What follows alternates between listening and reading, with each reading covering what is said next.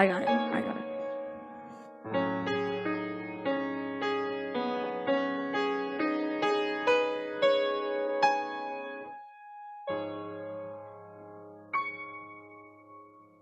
We light our chalice today for the flow, trust, love, compassion, and vulnerability, which runs through the best of our human experience.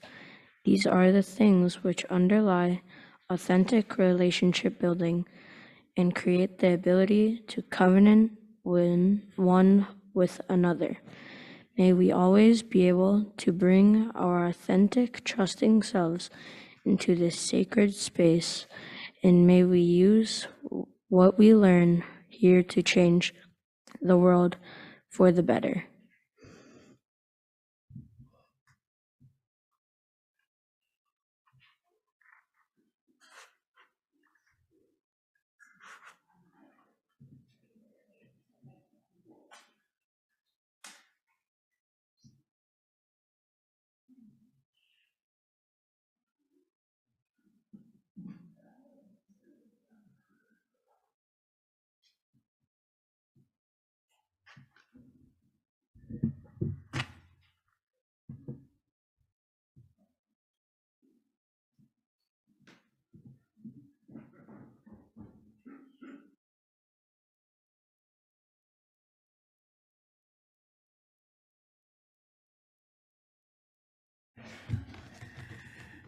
Thank you so much, Ollie, for lighting our chalice this morning. Come in. Come into this place which we make holy by our presence. Come in with all of your vulnerabilities and strengths, fears and anxieties, loves and hopes. Here you need not hide, nor pretend, nor be anything other than who you are and who you are called to be. Come into this place where we can touch and be touched, heal and be healed, forgive and be forgiven. Come into this place where the ordinary is sanctified, the human is celebrated, compassion is expected. Come into this place. Together we make it a holy place. I'm Reverend Amy Petrie Shaw. I use they and them pronouns, and I'm so glad you're here today on the land of the indigenous Iowa people. Welcome.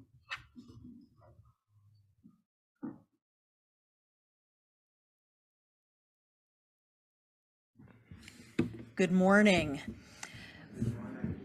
Welcome to the First Unitarian Church of Des Moines. I'm Heidi Levine. My pronouns are she and hers, and it is my joy to serve as celebrant this morning. We welcome all of you to this service, the brave and the frightened, the rich and the poor, the questioning and the certain. We welcome the shattered and the whole. We welcome you all. Whether it is your first time in this service with us or your 100th, we hope that you will find here questions that stretch you, people to befriend you, and liberal religious values that challenge you to join us in loving radically, serving justly, and growing spiritually and emotionally. This place is a holy place, and there is a river flowing through this holy place today.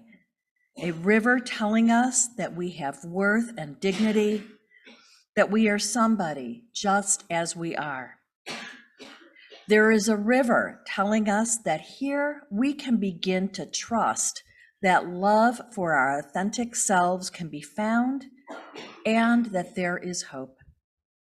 Our gathering song this morning is number 1007 in the Teal hymnal, There's a River Flowing in My Soul. If you're joining us at home, please keep your mics muted.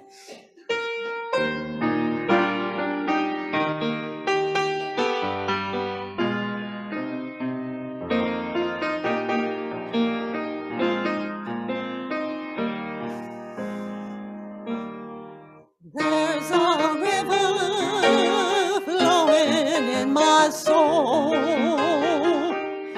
There's a river flowing in my soul, and it's telling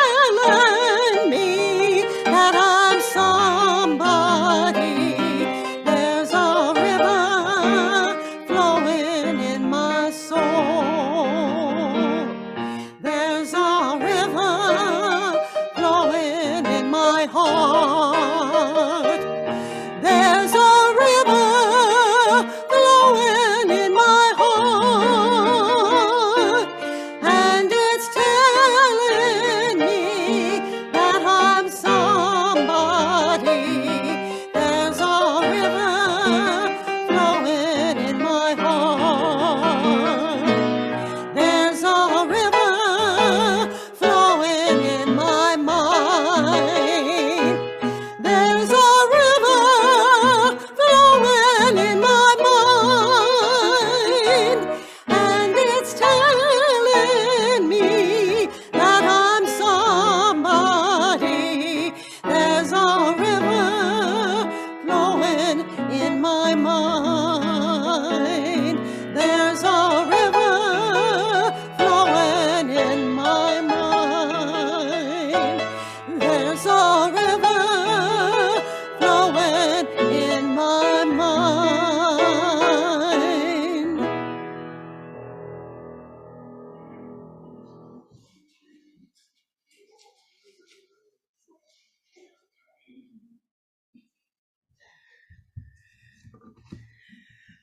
This is our time for all ages where we speak to children here and at home watching on Zoom, and children from 1 to 100.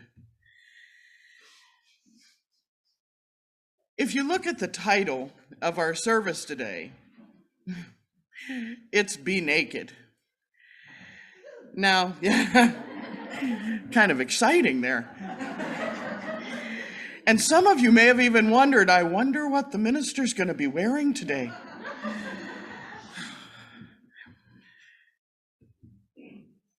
When we talk about being naked, what are we talking about? What's this service about? Well, today we're going to be talking about being absolutely yourself and being unafraid to be absolutely yourself. And some of you kids may really know what this is like. I remember when I was a kid, I grew up on a farm, and I grew up near farmland. And farm kids are kind of tough. Everybody gets up and they work with the horses and they handle bales of hay, and nobody sits and cries too much when they get their foot stepped on by a cow. And so you learn really quick you're supposed to be a tough kid. You fall down, you're supposed to pick yourself up and brush off. And I had a big secret that I didn't want to tell anybody as a kid. I liked doll houses. And I was a big, tough, mean kid who was always out there with the horses and the chickens and in the mud. And I didn't ever want anybody to know that the thing I wanted most in the world wasn't that new soccer ball I asked for. It was a Barbie dream house.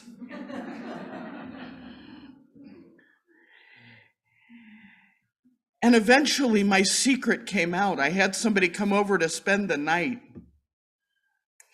And I had gotten the Barbie dream house, and I kept a sheet over it. And she looked under the sheet, and she told everybody at school that I had a Barbie dream house. And I thought everybody was going to laugh at me and make fun of me because I must be a sissy. Except that didn't happen at all.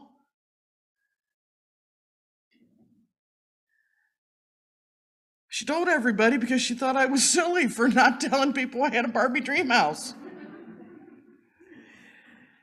And my friend said, "That's really cool. Can I play with it too?" "Sure." And one of my boyfriends said, "Can I bring my G.I. Joes over? I think they like the Barbie dream house." Absolutely. And so his G.I. Joes put on some pink skirts, and my Barbies put on a lei around their neck from the Hawaiian set, and we played all day. My friends saw me for who I was, They didn't laugh at me. They were pretty proud of me for having a Barbie dream house. And when a couple kids did get kind of mean about it, my friends went, "You're just upset because you didn't get to play." And eventually one of the mean kids said, "Hey, could I come over too and play?" "Yeah, sure, come on." Letting people see the real me wasn't as bad as I thought it was going to be.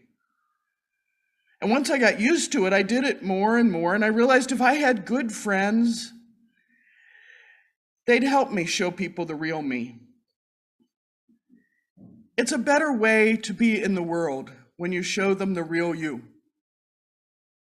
As Unitarian Universalists, it's our job to show each other the real us and to help everybody else show the real them too.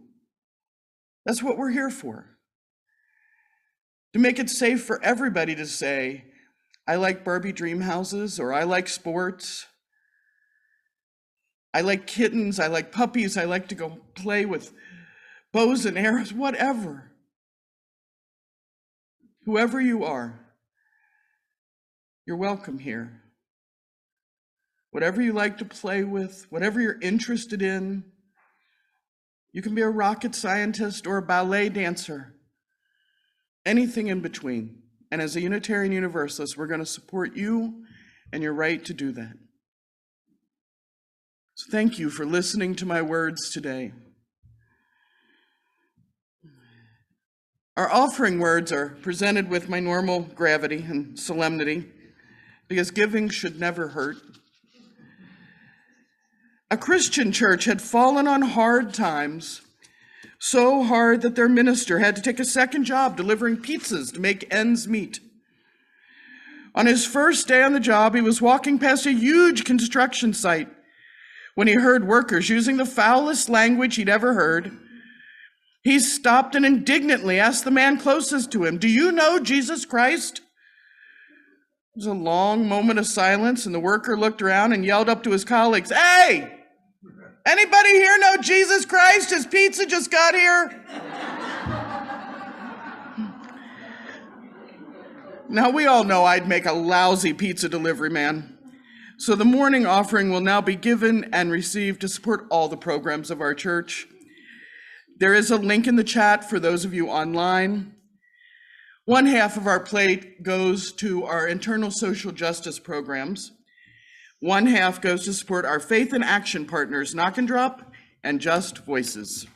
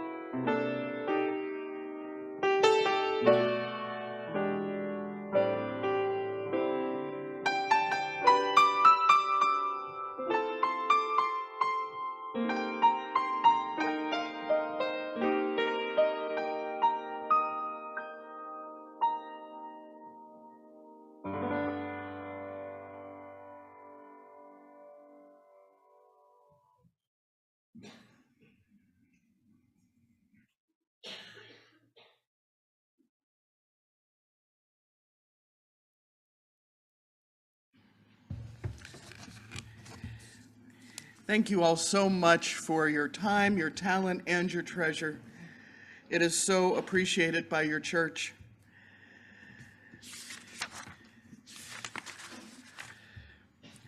I'd like to ask that you settle in now to a comfortable position for our meditation. And we're going to meditate today thinking just about 2 lines. When I breathe in peace.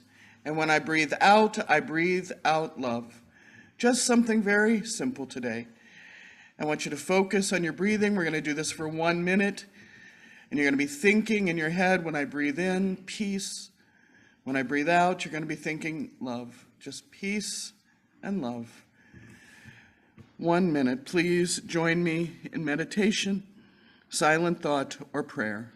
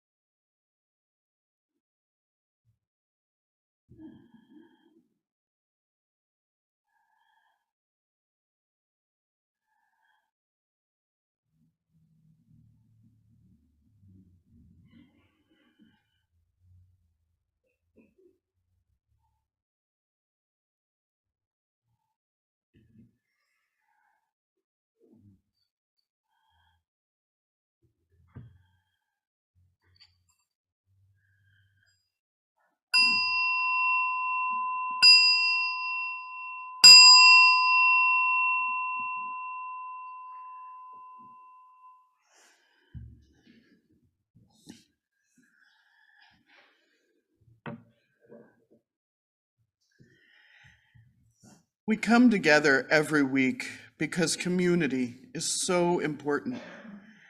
We need to be present with one another as much as possible. We need to be there for one another through our joys and our sorrows, to witness and affirm one another in our best times and in our worst. Please hold in your thoughts and prayers this week again the people of Ukraine who are suffering in this terrible war. Please hold the average people of Russia who aren't sure what to do right now. I ask that we share together the names of anyone we know who could use a little extra special care, love, or thought this week. You're welcome to type their names in the chat or call their names out loud. May the love of this community hold them all.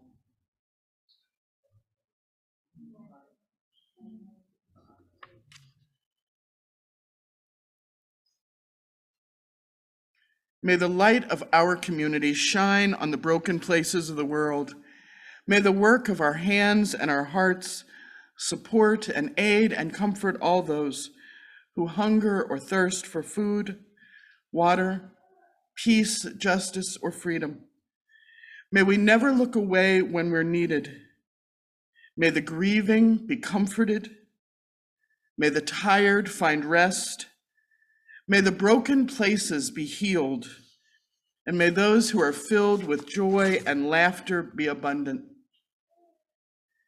Together, we light 3 candles, one for any joys and sorrows we've shared, one for names we've written and spoken, and one last candle for all of the joys and all of the sorrows which are deeply held, but which we haven't spoken aloud here today.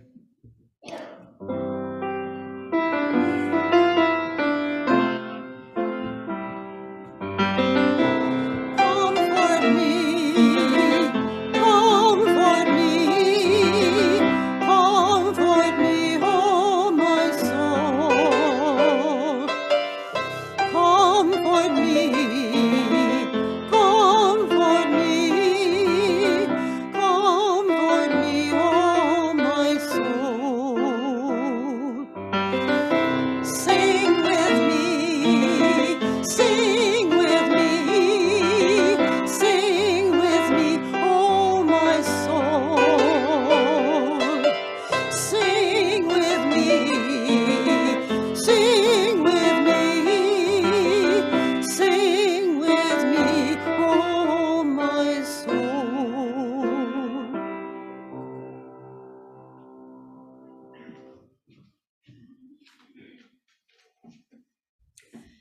Our first reading is from The Gifts of Imperfection by Brené Brown.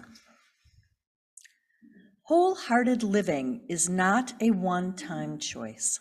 It is a process. In fact, I believe it's the journey of a lifetime.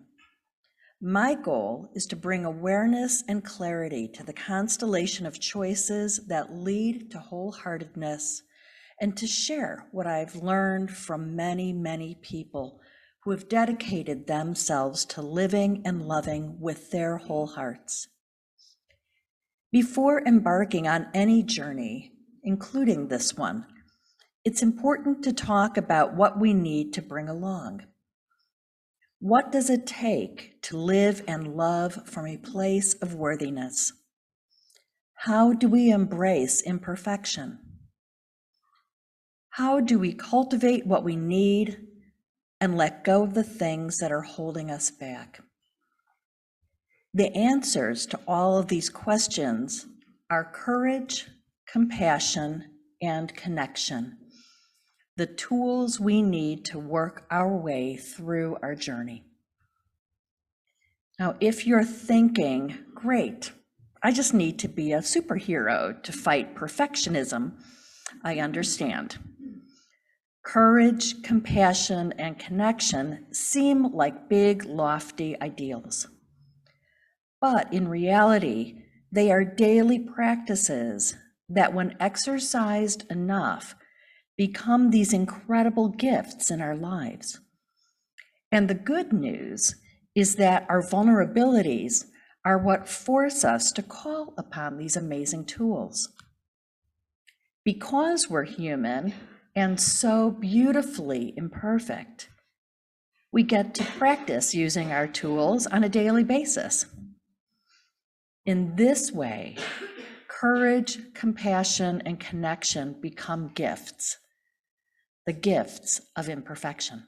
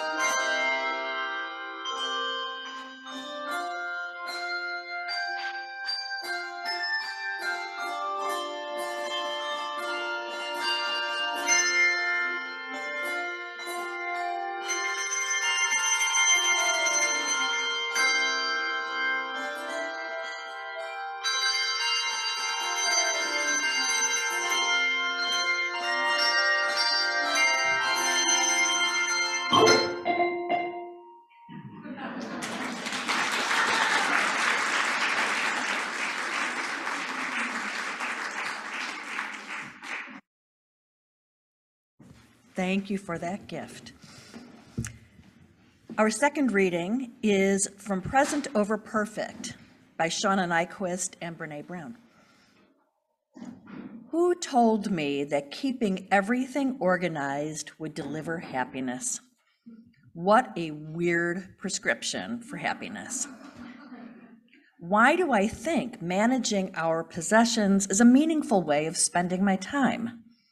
Why do I think clean countertops mean anything at all? Well, clearly, my Dutch roots might have something to do with it, and my Midwestern upbringing. And I know that activity, any activity, keeps me from feeling. So that becomes a drug, too. I'll run in circles around this house, folding clothes and closing cabinets, sweeping and tending to things, never allowing myself to feel the cavernous ache. Which brings us literally to the heart of the conversation. The heart, the cavernous ache. Am I loved? Does someone see me? Do I matter? Am I safe? For most of my life, I've answered these questions with theological abstractions and then filled up any remaining uncertainty with noise and motion and experiences. In my teens and early 20s, this was mostly road trips and closing down bars and kissing and all manners of adventures. And then somewhere along the way, that frantic energy translated itself into work, that same manic devotion to keeping things moving, but this time not on the dance floor. I learned a long time ago that if I hustle fast enough, the emptiness will never catch up with me.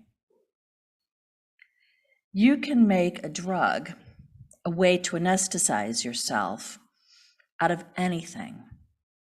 Working out, binge watching TV, working, having sex, shopping, volunteering, cleaning, dieting.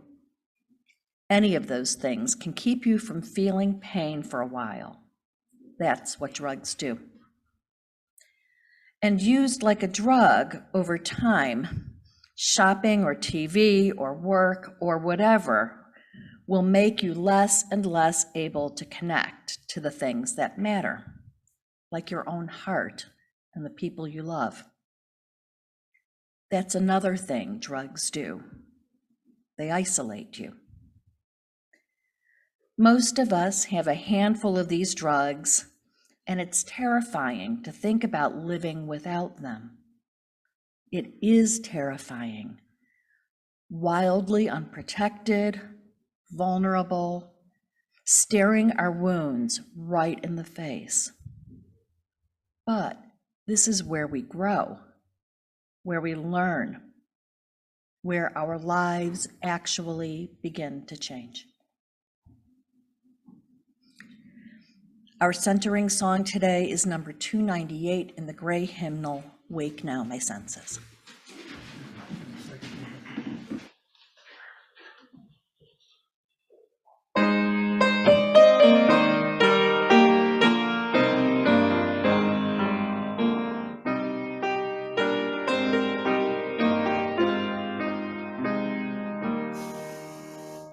Wake now my senses and hear the earth call. Feel the deep power of being in all. Keep with the web of creation your vow. Giving, receiving as love shows us how.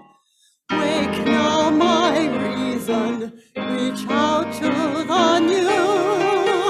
Join with each pilgrim who quests for the true. Honor the beauty and wisdom of time.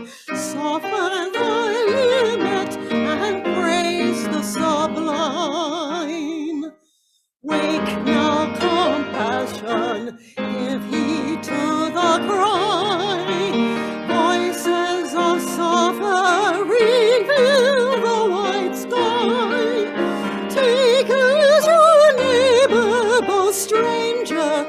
and friend, praying and striving their hardship to end. Wake now, my conscience, with justice thy guide. Join with all people whose rights are denied.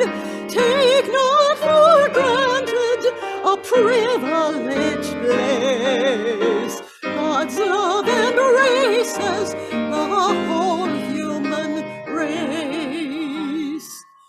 Wake now, my vision of ministry clear. Brighten my pathway with radiance here. Mingle my calling with all who will share. Work toward a planet transformed by our care.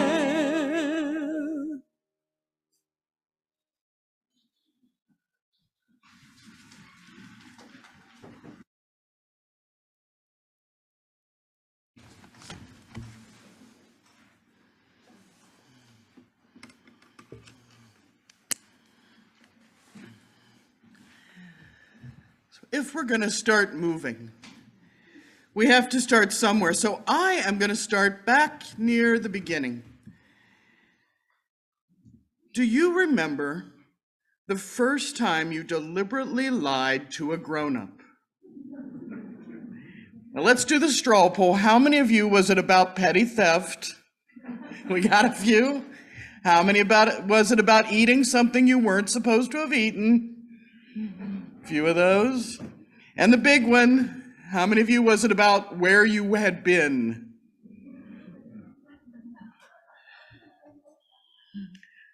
For me, it was a sordid tale, absolutely sordid, involving standing with my jaw bulging out to here and a bunch of powdered sugar all over my grimy little paws, which also held the bubble gum wrapper. As I said, with all of the dignity I could muster, no, why do you ask? I don't have a piece of gum in my mouth. Whether you were the one who broke the window or stood there with paint smeared on your shirt and shoes, looking at the green footprints and swearing you had no idea how they happened, it wasn't me. There was even a rap song a few years ago where that's the tagline, wasn't me. That was our cry through childhood, quite a few of us. Wasn't me. Your parents may have stared at you with love and disappointment. Mine swear it was sheer surprise that I lied that badly and said, give it up, I know it was you.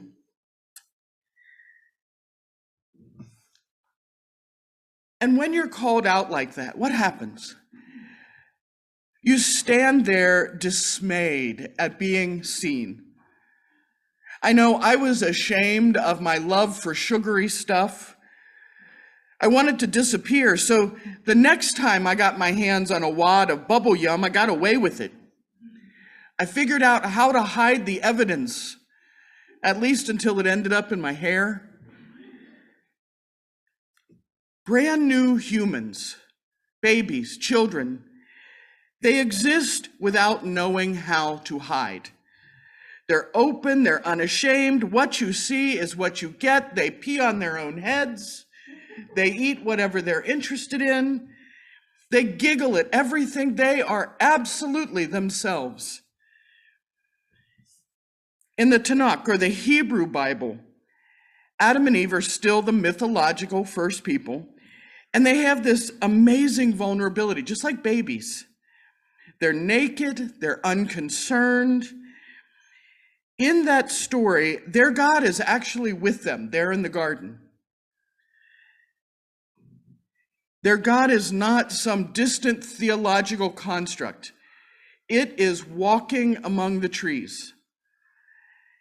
And it tells them that there's only one rule. It personally tells them face to face, hi, I'm God, here's the rules. Don't eat from that tree. That one, right there. No ifs, no ands, no buts. That tree will give you the knowledge of good and evil. Like any other innocent children, like any other human, as soon as their God turned its back, they go, wow, that tree looks wonderful. Let's go investigate the potential involved in, say, eating it. And they head for the tree and they get a piece of fruit and they eat. And there they are with their hands all sticky and their lips bulging with fruit. And their eyes open wide and they realize, oh no, we're naked. So they hide and they wait and they sew together some leaves to cover all the bits that they have, which they just have realized are out in the open. And then they hide some more. And their God, who's been walking around the trees, calls out, Aika, Aika. It means, where are you? Now, Adam was a little brighter than he looked, and he realized that God wasn't actually asking which shock of bushes he was currently hiding out in. So he goes for the gold. He says, over here, Lord. I heard your voice and I was afraid because, see, I knew that I was naked. So I hid in this bush here. And God starts to tap its toe and says, okay, who told you about this naked thing? Uh-oh. Like any 3-year-old who has just realized there's an inner and an outer world, Adam first hid his bits, then he hid his whole body, and then he tried to hide his guilt. God has called him out. Who told you about this naked thing? And without hesitation, what do you think he said? She did it. And Eve stepped up boldly and said, there was this snake. He made me do it.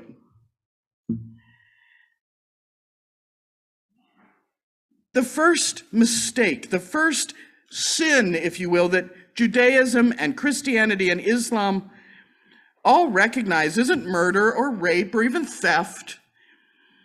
Adam wasn't afraid because he took fruit he wasn't supposed to eat.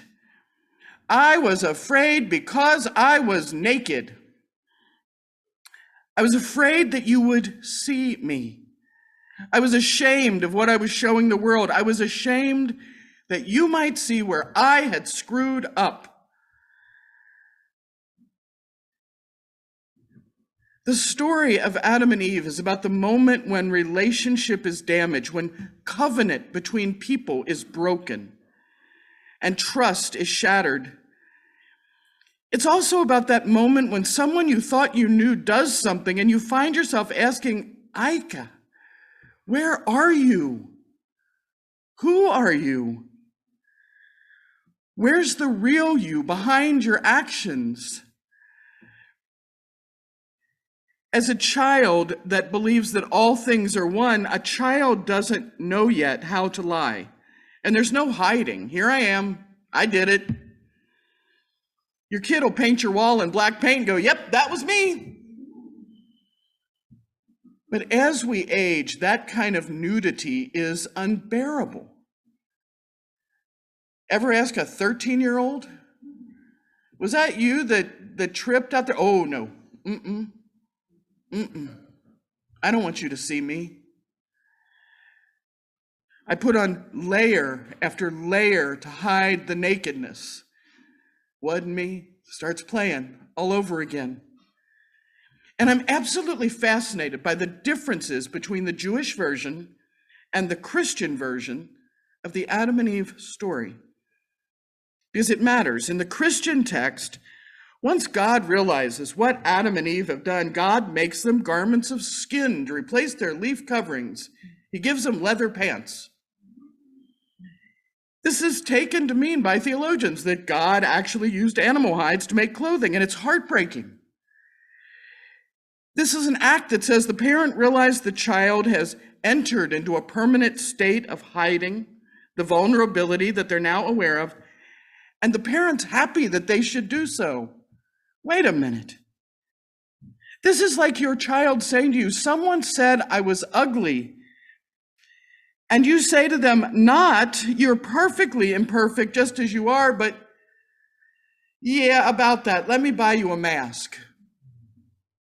That's not the message that we as Unitarian Universalists want to support.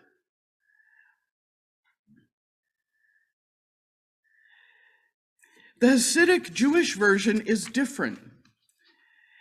It says that garments of skin is a literal phrase, that prior to this point in this mythos, Adam and Eve were beings of pure light. They were not flesh and blood, simply pure inner light, the essence of what it means to be human. In that moment of clothing the soul in flesh, humanity became a physical creation, and that creation was itself a lie, because it made humans forget about their inner sacredness, the fact that they were holy just for being human.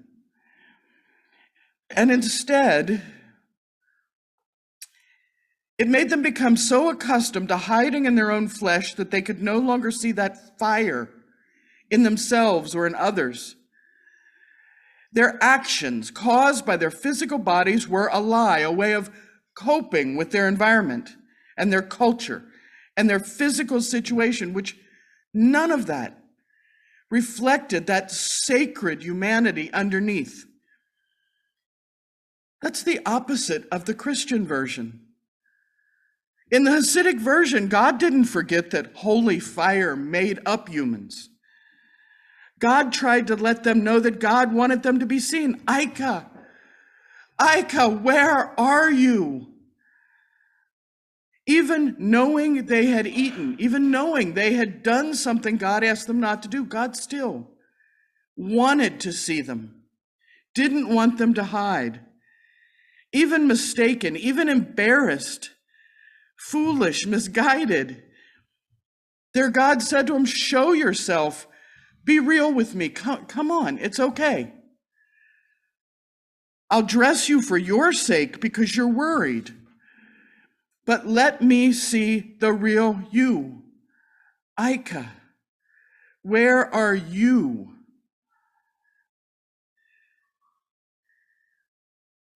As Unitarian Universalists, the divine of our hearts, which may be the spirit of humanity, may be a god or a goddess, maybe just being the best we can be, it calls out to us to ask that same question of everyone we meet. Aika, where are you? Where is the you-ness of you? Who is the being of fire under the obscuring cover of circumstance and physicality and essential lies? To the prisoner in the new Jim Crow jail, to the undocumented person, to the substance abuser, to the scared and the tired and the all screwed up, to the impossibly perfect, to the rich, to the poor, to the famous, to the infamous, the saints, the sinners, everyone else. Aika, I don't care about all that. Aika, where are you? Where is your you-ness? Each child born is a holy child, a child made up of that divine light, covered only by garments of skin. As holy children ourselves, it's our responsibility to call one another, to remain in honest relationship, to see the inner lights burning, to let our own lights show. Where are you? Where have you been? How does it feel to come out from under those bushes, to get caught with your fig leaf down? How does it feel to be honest, to be naked? How does it feel to know you can be seen with compassion and that what you have done, all the things that have taught you that you were naked, are not beyond understanding? Your errors don't define you. Your flesh itself is a hiding place for the divine. Under the clothing of skin you're wearing, you are made of fire, and that nakedness is awesome. Now, Adam and Eve hid together. You notice none of these stories say they hid from one another. Did you ever wonder about that? Adam wasn't going, Eve, could you turn your back a bit? They were sitting in that bush together. They both knew they'd eaten the fruit. It's easy to be yourself when you feel like the other person isn't judging you. It's easy to avoid shame and guilt when everybody is just like you, a maker of mistakes, a trier again. But when God shows up, and in modern terms, when somebody you respect, when your parent, when your older sibling, when your boss, when somebody you think highly of, then you hide, then you're ashamed. To be able to be naked, we need to teach the world that it's okay to witness and be filled with compassion. We need that divine, that parent, that other human being, that whoever, to be kind. When we are the one doing the seeing, we need to see the person. We need to see the fire. We need to be the witness who sees the gum in the cheek, the chocolate on the hands, the paint on the shoes, and knows that the bad isn't the entirety of who that person is. The mistake isn't all. We need a witness who won't let us hide, but reminds us that we are a product of all we have done, and underneath we are fire. We need a witness who can ask us, Ika, where are you? For myself, I learned this the hard way. When I was 20, I didn't have a safe place to live. I was going to college with no money, very little food. And my university did something terrible. They closed for the holidays without giving me a gold-plated invitation to make plans. And all of a sudden, I realized I couldn't even collect food scraps from the dining hall. I didn't know what I was going to do. A lot of people lived on the streets, and I learned quickly it wasn't safe to curl up and just go sleep somewhere. So we would sit, 5 or 6 or 10 of us, on a wall behind a thriftway store.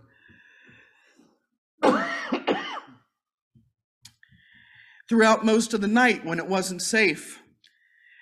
And the store would put all of its out-of-date food, right? And some of you may have seen this. They put all the bread out, or they put the leftover cake out. And sometimes they'd put a table out so the dumpster divers wouldn't get in the dumpster. They'd just take the stuff. Usually there's a sign on it for the birds. We were some big birds. And we would sit and we would talk and we would laugh, and sometimes we'd smoke, and sometimes the security guard would chase us. And I'd put on my little Sony Walkman headphones and stare him down as I stomped off. I'd sneak back 2 hours later and get chased again. But a few nights before Christmas, the temperature dropped, really dropped. And finally, there were only 2 of us left on the wall. The shelters were full. We didn't have anywhere else to go, even in a snowstorm. At the time, at 5'8", I weighed 121 pounds. I was wearing a fleece-lined jean jacket with 2 or 3 shirts, a pair of jeans, and no socks. My friend had on high heels, and she dropped a man's shirt around her head. At 3 a.m., the security guard, that same middle-aged black guy that typically chased us, came out to run us away, except this time he stopped. And he really looked. We weren't dangerous. We weren't monsters. Ika, where are you? I was Middle Eastern with hair down to my rear end. She was white with a chopped off bob. Ika, where are you? We were two scared and tired and beat up, hungry kids, a long way from home with no homes to go to. And so this man went back inside and he came out with 2 cups of hot chocolate. He asked our names and why we were there. He asked about my Sony Walkman, which he hadn't seen me slam on my head and stomp away with lately. When he found out I didn't have any more batteries, he went and bought me some. He got us some food, and then he opened up his car to 2 kids that he didn't know and said, "You can sleep here. It's all I got, but it's out of the storm." Ika, where are you? In that moment of being seen, really seen and still cared for as a human being, both of us saw a flash of our own fire, reflected in his blazing light of kindness. We saw that we mattered. We might have been dirty, tired, hungry. We mattered. It feels safer to hide your light. It hurts to show the truth of who we are. It's embarrassing and vulnerable and naked and raw to show the world. But deep peace comes with being yourself, with exposing your fire. We come together in this place as a community to try as hard as we can to look at one another without our garments of skin. We come together to be naked, to witness one another, to love one another anyway. We're called to go out into the world and do the same thing for our neighbors, and everybody is our neighbor. One life at a time if necessary. Ika, where are you? Tell me about the you-ness of you. I don't know. We can't spit out the fruit of the tree. We know when we're naked. IKA. We'll always know where we've been and what we've done, but that doesn't mean we have to wear it forever. That was her. We can choose to make it right. The Adam and Eve story is a metaphor, not a theological condemnation. She was a Take off the garments of skin you've put on and wear the light you were born to wear. You're not your circumstances. You are not every error you've ever made. Wendy. Yeah. You're not your job, your mistakes, your wealth, your poverty, or any of 1,000 other things. You're holy. And so are all the rest of us, and we're called to honor that light. And so you will probably never hear this in a church again. But when you leave today, go forth and be naked. Amen. They're at all. You like your sermon? No. Good sermon. People got a little.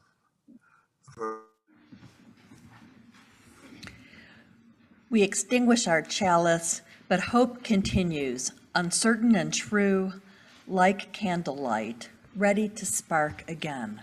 All is not lost.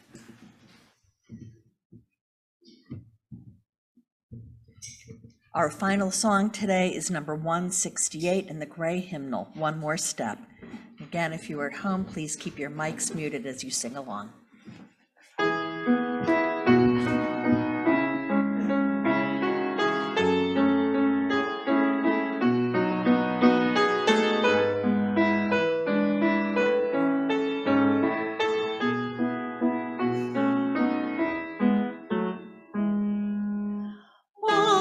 One more step, we will take one more step till there is peace for all.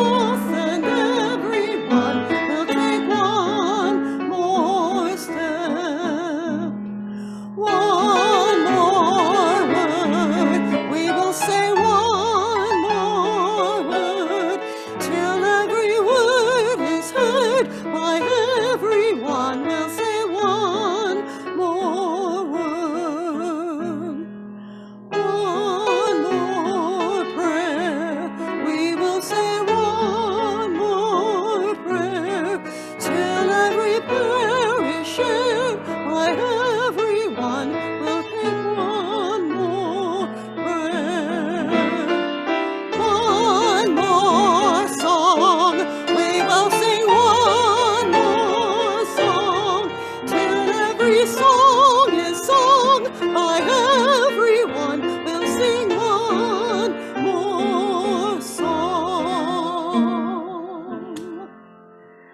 The service is over and your service begins, so take the warm candle of your soul, light the world, and build a world in which everyone is welcome to be naked. Peace, ashe, and may it be so.